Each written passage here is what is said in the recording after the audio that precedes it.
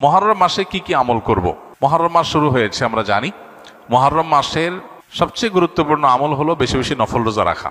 কারণ নবী করিম সাল্লাল্লাহু আলাইহি সাল্লাম বলেছেন, আফদালুস সিয়াম বা'দা রমাদান শাহরুল্লাহিল মুহররম।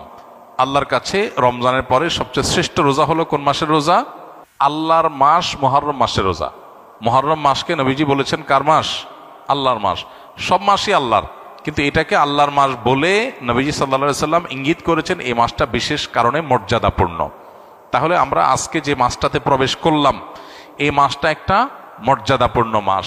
সম্মানিত 4 মাস সম্পর্কে কোরআন যে ধারণা দিয়েছে আমাদেরকে, আল্লাহ বলেছেন, ইন্না ইদ্দাতাশ শুহুরি ইনদাল্লাহি 12 শাহরান ফি কিতাবিল্লাহি ইয়াওমা খালাকাস সামাওয়াতি ওয়াল আরদ মিনহা আরবাআতুন হুরুম। নবমণ্ডল ভূমণ্ডল সৃষ্টির দিন থেকেই বছরের গণনা হয় 12টা মাস দিয়ে। এর মধ্যে 4টা মাস হলো সম্মানিত। এই যে 4টা মাসকে আল্লাহ সম্মানিত বলেছেন, এই 4টা সম্মানিত মাসের মধ্যে একটা হলো মুহররম। বরং 4টা সম্মানিত মাসের মধ্যে সবচেয়ে বেশি সম্মানিত যেটা, সবচেয়ে শ্রেষ্ঠ মাস যেটা, সেটা হলো কোন মাস? মুহররম মাস।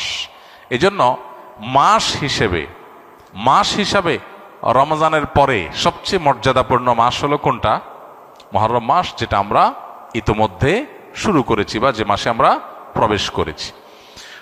তো এই জন্য এটাকে আল্লাহর মাস বলা হয়েছে। এই মাসে বেশি বেশি নফল রোজা রাখতে হয়।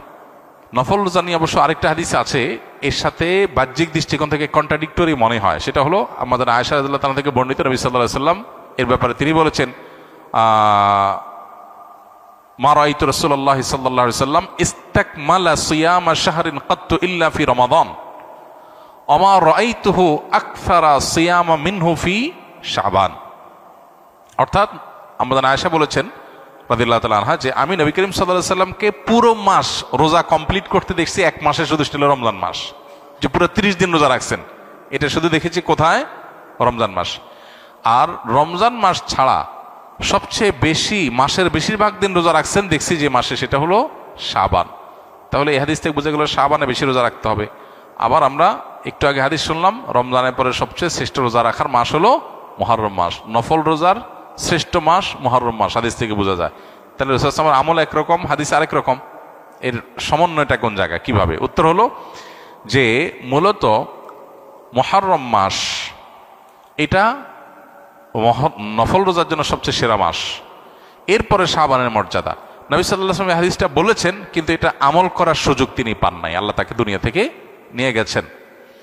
শাবান মাসেরটা আমলের সুযোগ তিনি পেয়েছেন। তাহলে নফল রোজার জন্য সবচেয়ে আদর্শ মাস এটা, সেই হিসাবে বেশি বেশি এই মাসে নফল রোজা রাখা দরকার। আল্লাহ যাদের তৌফিক দিয়েছে, মুহররম মাস উপলক্ষে আমরা 2-4টা হলো রোজা রাখা দরকার। এখানে আমরা যারা আছি, বেশিরভাগ মানুষই হয়তো এমন, মুহররম মাসে আশুরা রোজা রাখা ছাড়া আর অতিরিক্ত রোজা হয়তো যারা সোম বৃহস্পতিবার রাখছেন, আইয়াম বীজ রাখেন, এটা হয়তো রাখছেন, মুহররম মাস হিসাবে রোজা রাখার সুযোগ বেশিরভাগ মানুষের হয়নি।